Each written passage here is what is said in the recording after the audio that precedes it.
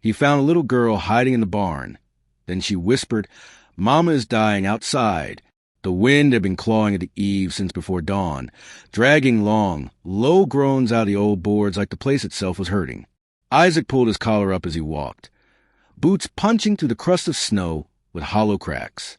The blizzard wasn't here yet, but he could feel it coming, felt it in his bones the way old men felt rain. Sky the color of pewter, air dry enough to sting the lungs, the kind of cold that warned a man to get his work done fast or pay for it later. Levi followed a few paces behind, small boots sinking deep, hat pulled low. 7 years old and already moving with the same quiet Isaac did. No complaint, no fuss. Just a boy learning how to survive a winter that didn't care much for mercy. Check the barn, then the north fence. Isaac called over the wind. Levi nodded. He didn't waste words. The barn sat a little apart from the rest of the ranch buildings, half abandoned, used mostly for storage since the roof had begun to sag. Isaac pushed the warped door open with a grunt, and a gust of icy wind swept him behind him, scattering straw across the floor. It should have been silent. Instead, something shifted in the shadows. A tiny scrape, the softest breath. Isaac froze. He lifted the lantern higher, letting the light push back the dark. Dust floated like frost in the beams. Tools hung from nails. Old tacks slumped along the far wall, and in the back corner, beneath a rotting ladder and a pile of burlap sacks, something trembled. No, someone. Easy now, Isaac murmured, voice dropping low and warm. Ain't here to bother you. The trembling stilled. 2 enormous eyes caught the lantern light, wide, terrified, shining like wet glass. A little girl, no more than 3 or 4, crouched in the straw with a splintered board clutched in both hands like a spear. Her feet were bare, blue with cold. Her dress thin as paper, torn at the hem. Mud, blood, and old bruises smudged her tiny arms. Isaac's heart punched up into his throat. He set the lantern down, slowly lowered himself to one knee. "Sweetheart, you don't have to be afraid." The little girl pressed back against the wall. So hard the boards groaned. Her lips quivered before she managed a whisper, so small he barely caught it. "Don't hit me." Her voice cracked like ice. "Mama's dying outside." For a moment, all Isaac could hear was the wind wailing through the rafters. Then everything inside him shifted. He shrugged off his scarf, then his coat, moving with the steady patience he used around skittish horses. He stretched the coat out toward her, but didn't try to get closer. "No one's going to hit you. Not today. Not ever around me." She didn't move, but her eyes flicked to the door, to the storm, to something she'd left behind. Isaac understood. He wrapped the girl in the scarf first, slow and gentle. When she didn't fight him, he scooped her up, wrapped his coat around her tiny shaking frame, and held her close to his chest. She was shockingly light, too light. He could feel the bones of her shoulders through the fabric. "Levi!" he said over his shoulder as he stepped back into the cold. "Stay close." The snow had deepened since they walked in, now knee-high, drifting in long white waves. Isaac angled the lantern downward and saw them. Tiny footprints leading away from the barn, weaving like whoever made them had been stumbling. Beside them, long drag marks cut through the snow. His stomach turned. He followed the trail into the trees, boots crunching, breath burning white in the air. The wind pulled at his coat, howling between the pines. The little girl clung to him with icy fingers, face buried against his shirt. A shape emerged ahead, dark against the white. A collapsed form slumped beside a fallen log. "God help us," Isaac breathed. A woman, barely conscious, skin pale under the bruises, lips blue, hair matted with snow and sweat. A wound along her side, deep, jagged, angry, had soaked through her ragged dress. Fever had her shivering even in the cold. "Mama," the girl whimpered against his chest. Isaac checked the woman's pulse. It fluttered weakly, like a bird trapped under ice. He didn't hesitate. He lifted the woman into his arms, muscles straining. Levi stepped up immediately, taking the little girl's hand when Isaac shifted her to walk. Together they pushed through the storm, step by punishing step, until the cabin finally came into view through the white blur. Isaac kicked the door open with his shoulder. Warmth, firelight, the smell of coffee and smoke. all of it wrapped around them like a blessing. And for the first time, the frozen faces in his arms softened, just a fraction, at the promise of heat and safety. The cabin changed in those first hours. It wasn't just warmer than the storm. It felt like a living thing trying its best to hold everyone together. The fire snapped and breathed, lantern light glowed low, and the kettle on the stove kept up a soft, steady hum. Outside, the blizzard hit at full fury, snow slashing sideways across the windows and piling high against the door. Inside, time thickened to a slow, heavy drip. Isaac cleared the long table with one sweep of his arm, set down blankets, then lowered the unconscious woman onto them. The little girl, Clara, he learned when she whispered her name between shivers, refused to let go of her mother's hand. Isaac didn't force it. He understood that kind of fear too well. "Levi, stoke the fire and keep the kettle full," he said. Levi nodded, face solemn, already moving with the quiet purpose of someone twice his age. Isaac found clean cloths, boiled water, and gathered what little medicine he had.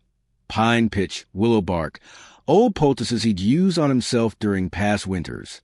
Frontier remedies. Not much, but better than nothing. Rebecca, he didn't know her name yet, but it fit her, burned under his hands like she'd swallowed the fever whole. Her skin glistened with sweat, even as her fingers stayed ice cold. The wound along her ribs was deep, angry red around the edges, smelling faintly of rot. Infection had been chewing at her for days. When Isaac touched the soaked cloth to her skin, she jolted with a broken cry. "Mama?" Clara scrambled up onto the table, tiny chest heaving. "Easy, sweetheart," Isaac murmured. "I'm just cleaning it. She's hurt bad, but she's fighting." Clara didn't seem convinced, but she clung to her mother's arm and watched every move he made. It steadied her a little. Hours crawled by.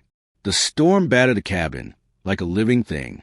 Isaac worked with a patience carved out of years of loss, cooling her forehead, cleaning the wound, brewing willow bark tea and holding it to her cracked lips when she surfaced from the fever long enough to swallow. He could feel the heat rolling off her in waves. By nightfall, her breaths had grown shallow and fast. "Pa!" Levi whispered from the rocker by the stove, voice small. "She gonna die?" Isaac looked at the woman.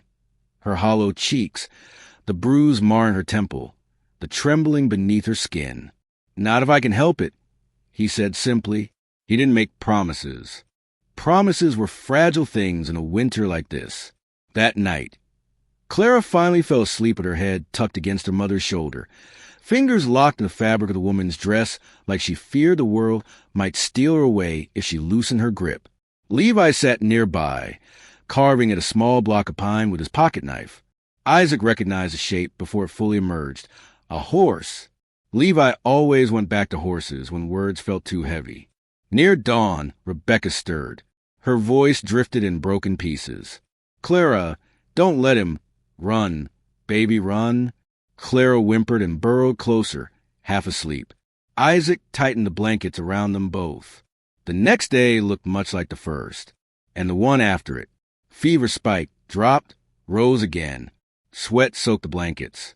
Isaac changed them each time, wiping her face with steady, gentle hands, rocking Clara when the child cried, giving Levi tasks to keep him from worrying himself sick. They lived inside that circle of firelight and fear for 3 long days. On the morning of the 4th, the blizzard passed. Sunlight spilled to the frost-streaked window, pale and quiet as a whispered prayer. Rebecca's eyes opened. For a moment she stared into the ceiling, confused. Then she turned her head and saw Isaac slumped in the rocking chair beside her, coat still on, boots still laced, arms crossed over his chest in exhausted sleep. Clara lay curled carefully against her, tiny hand resting over her mother's heart. Levi sat cross-legged near the fire, carving shavings from what was now clearly a little wooden horse. Rebecca blinked, breath catching. When Isaac stirred at the rustle of blankets, her shoulders tensed, but only for a heartbeat. This time, when he opened his eyes, she didn't flinch. "You're awake," he said softly, standing. She tried to speak. Her voice cracked. My girl. Safe," Isaac murmured. "She's been right here." Rebecca looked at Clara, At Levi at the fire, at the man who had kept them all alive through the storm. Her throat worked once, twice, like she wasn't sure what words were supposed to feel like. "Thank you," she whispered. Isaac only nodded. Outside, snow dripped from the eaves in slow, steady drops, the first thaw. The world outside had gone quiet in a way only winter could manage. Snow smoothed over every jagged thing, muffling sound, softening edges. A week had passed since the blizzard. The air was calmer now, the sky pale and clear, the kind of cold that pinched but didn't bite. Smoke curled from the chimney in a thin ribbon. Inside the cabin, life had settled into something gentle, if not yet easy. Rebecca could stand now, though she did so with care, one hand braced against the table. Clara shadowed her steps like a small ghost, always within reach, always watching. Isaac kept his distance, not out of coldness, but respect. A man didn't crowd someone who'd been caged. That evening, after Levi and Clara had tired themselves out testing the icy patches behind the barn, Isaac set them by the fire with 2 tin cups of warm milk. Clara clutched hers in both hands, sipping with small, careful breaths. Levi slid the finished wooden horse across the floor toward her. She touched its carved mane like it might crumble under her fingers. Rebecca watched him with an expression Isaac had come to recognize in the days since she'd woken, equal parts awe and heartbreak. When the children finally fell asleep, Levi half-slumped against the hearth, Clara curled in the crook of his arm. Isaac lifted each one carefully and settled them on the bed. He left the lantern burning low. Rebecca sat at the table, wrapped in one of his old quilts, staring into the fire as though it might speak for her. Isaac didn't sit until she nodded, a small gesture but clear. Silence stretched between them, not uncomfortable, just full like snow-laden branches. She spoke first. "My name is Rebecca Holt." Isaac nodded once. "Isaac Turner." "I know." Her lips twitched faintly. "You said it in your sleep. You were worried about your boy." Isaac rubbed a thumb along the grain of the table. "Levi's all I got left." Rebecca absorbed that with a quiet seriousness that struck him. She lowered her eyes to her hands. Thin, worn, scarred along the knuckles. "You must have questions," she said. "I've got time," Isaac answered. "Questions can wait till you're ready." She took a long, steadying breath. "No, if I don't speak it now, it'll sit inside me like a stone." He waited. Rebecca lifted the hem of her shirt gingerly, turning her side toward the fire. The wound was healing but still angry, the edges ringed with fading bruises. Then she shifted further, revealing faint white scars on her ribs, darker ones across her back, thin raised lines, some old, some not. Isaac felt something deep in his chest grind, like a wheel hitting a frozen rut. "He used a belt," she said, voice flat. "Sometimes a rope, sometimes whatever he grabbed first." Isaac's jaw tightened, but he didn't move, didn't reach out, didn't interrupt. He'd learned long ago that some stories needed space to breathe. Rebecca stared into the flames. "He said I belonged to him. Said God put me under his hand. He kept me in the cellar when he was in a mood, sometimes for days." She swallowed. "When Clara came, he said she'd learned to obey sooner than I had." Isaac closed his eyes briefly, not to hide from the pain of it, but to steady himself against the urge to break something. "What happened?" he asked quietly. "One night he drank too much." Her fingers twisted in the quilt. "He passed out in the kitchen. I knew if we stayed, he'd kill one of us. So I took Clara and ran. I didn't even take proper boots." A faint, humorless laugh. "I thought the cold might kill us before he found us." "Almost did." She reached into the pocket of the quilt and pulled out a small, worn photograph, creased, edges torn. A man stared out from it, broad shoulders, hard mouth, eyes like flint. "My husband." Her voice was barely a breath. "Or he was." Rebecca stared at the photograph for a long moment, then held it over the fire. The paper curled almost instantly, blackening at the corners, folding inward as the flames took it. She didn't flinch. She watched it burn until it was nothing but ash drifting up the chimney. When she finally turned back, Isaac saw something new in her expression, not peace, but the first fragile step toward it. "He won't touch you again," Isaac said. He didn't raise his voice, didn't make it sound like a vow. It was a simple truth spoken plain. Not while I'm breathing. Rebecca's breath shuddered out. For a long time she sat still, eyes tracing the wood grain between them. Then, almost hesitantly, she asked, "Your wife, what happened to her?" Isaac stared at the fire. "Fever. 5 years back. I didn't get the doctor in time." His voice roughened. "Still feels like I failed her." "You didn't," Rebecca said softly. "You didn't fail Clara either." A silence settled between them, softer now, healing instead of heavy. Their hands rested on the table, inches apart, not touching, but closer than they had any right to be.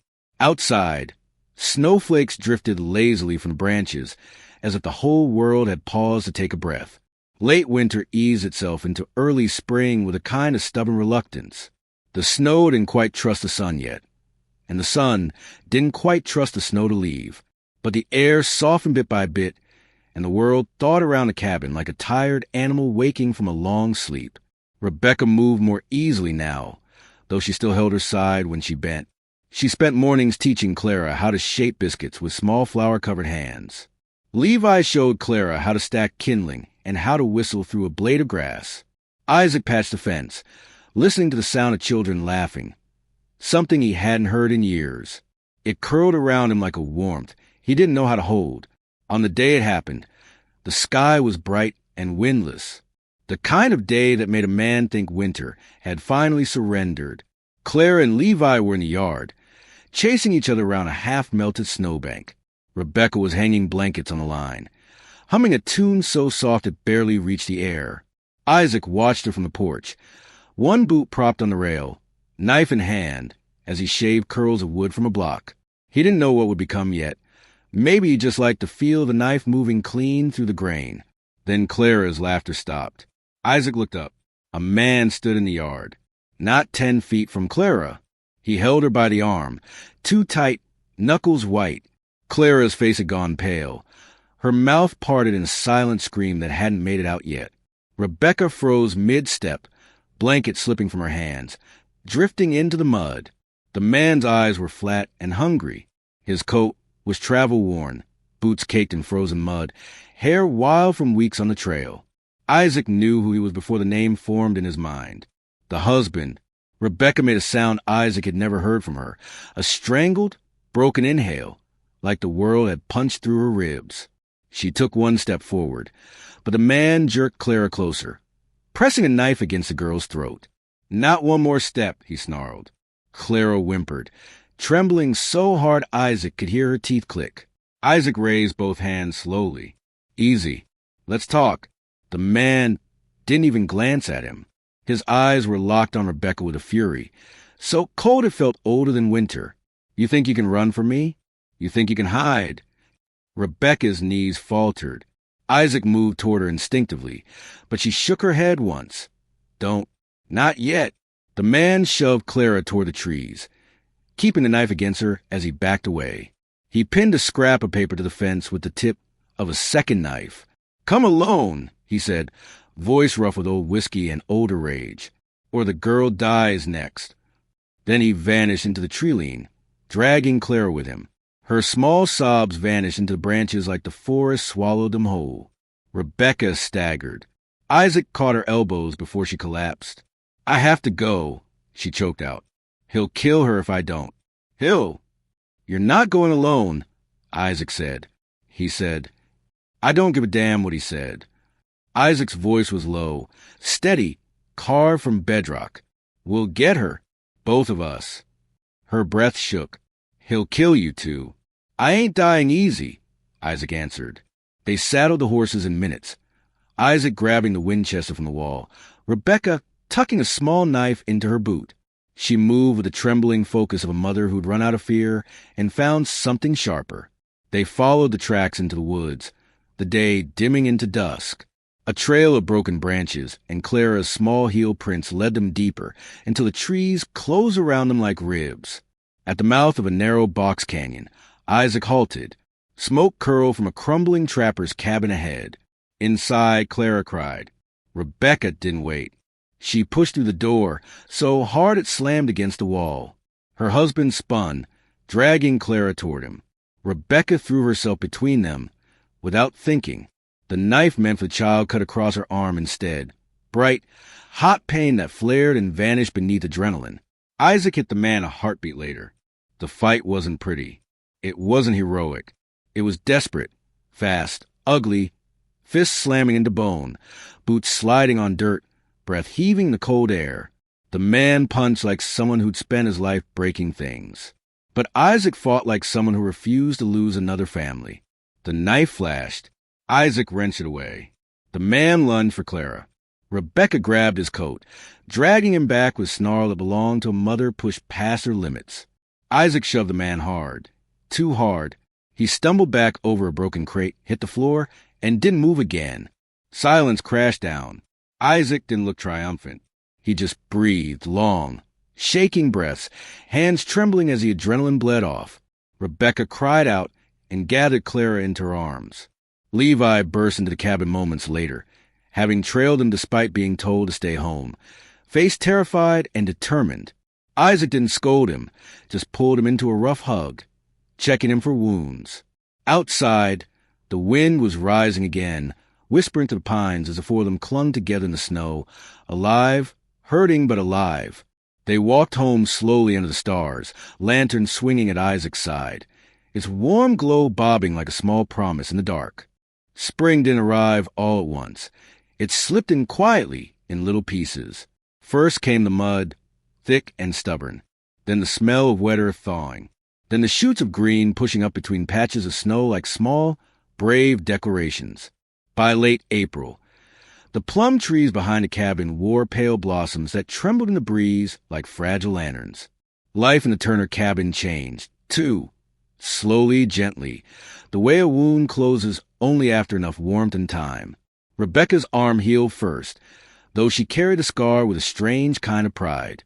Clara healed slower, clinging to her mother on bad nights, but learning to laugh again during the day. Levi stayed close to her always, not as a protector, but as a friend, someone who understood the shape of a quiet heart. And Isaac watched it all the way a man watches a fire he's tended through a long storm, grateful to see it burning steady. One morning, Rebecca stood at the table kneading dough, her sleeves rolled to her elbows. Flour streaked her cheek in a small, bright smudge. Clara sat beside her, patting her own small lump of dough into something vaguely biscuit-shaped. Levi leaned against the counter, offering deeply serious advice despite knowing absolutely nothing about baking. Isaac paused in the doorway, leaning on the frame. "You're all making a mess of my kitchen," he said. Rebecca looked over her shoulder, that shy, growing smile touching her mouth. "Your kitchen was a mess before we ever set foot in it." Clara giggled. Levi rolled his eyes, but the corners of his mouth tugged upward. Later, Isaac showed Clara how to milk the old brown cow, his slow, patient hands guiding hers until she burst into delighted laughter when the first thin stream hit the bucket. Levi hooped like she won a race, then challenged her to a race through the field of new wildflowers. Their small footprints cut through the blooms in zigzags of pure joy. Rebecca stood at the fence, watching them with a softness Isaac felt all the way in his chest. "She's coming back to herself," she murmured. "So are you," he answered. Rebecca's fingers tightened briefly around the fence rail. "I didn't think I ever would." Isaac didn't say anything, just stood beside her, shoulder brushing hers lightly. The contact was simple, quiet, earned. A week later, Rebecca wrote a letter. She sat by the window, sunlight warming her hair, Clara asleep in her lap, to a cousin in St. Paul, the only family she had left. Isaac didn't read it, but Rebecca read aloud one sentence later as she folded it, cheeks warm with something that looked like shy pride. "We are home." The days grew longer. Supper became a shared ritual, simple food, full table, firelight casting everything in gold. Clara chattered more now, switching between whisper and wonder. Levi made her laugh with small wooden animals he'd carved from fence post offcuts. Rebecca cooked with gentle humming. Isaac sat back some evenings just to take in the sight of them together. 3 people who hadn't belonged to him, but somehow did now. One late evening, After the children were asleep, the house quiet except for the ticking of cooling wood and the distant trickle of the thawing creek. Isaac stepped onto the porch. The boards creaked under his boots. The air held that sweet, early spring chill, cool, but no longer cruel. Rebecca joined him without a word, wrapping his old quilt around her shoulders. She stood close enough that he could feel her warmth even without touching. They watched the stars prick holes in the dark sky. Isaac cleared his throat, hands shoved in his pockets. "I ain't good with words," he said finally. His voice wasn't smooth, but it was steady. "Never have been." Rebecca looked up at him, waiting. "I'd like you to stay," he said. "Both of you. Always." The breeze lifted a strand of her hair. She reached out slowly, as if making sure he wouldn't pull away, and rested her hand against his arm. Then she leaned her head on his shoulder, light, certain, warm. For a long, quiet moment, neither of them spoke. The night didn't need words. The earth smelled of thawing soil. The creek whispered in the distance, and inside the cabin 2 children slept safe under one roof. Isaac let out a slow breath, one he felt he'd been holding for years. He had only gone to check a barn that bitter day, but what he really found was the rest of his life waiting in the straw.